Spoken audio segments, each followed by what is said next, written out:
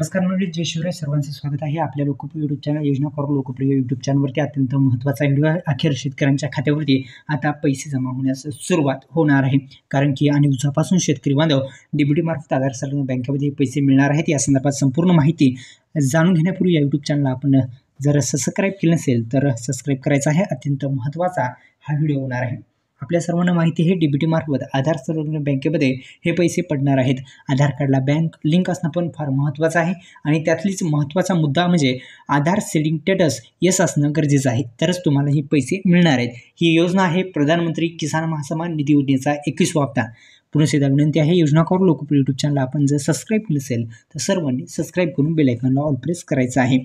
आपण पाहिलं तर PM किसान योजनेचा म्हणजेच प्रधानमंत्री किसान महासन्मान निधी योजनेचा 21व्या हप्त्याची रक्कम शेतकऱ्यांना कधी मिळणार याबद्दल नवीन माहिती समोर आली आहे.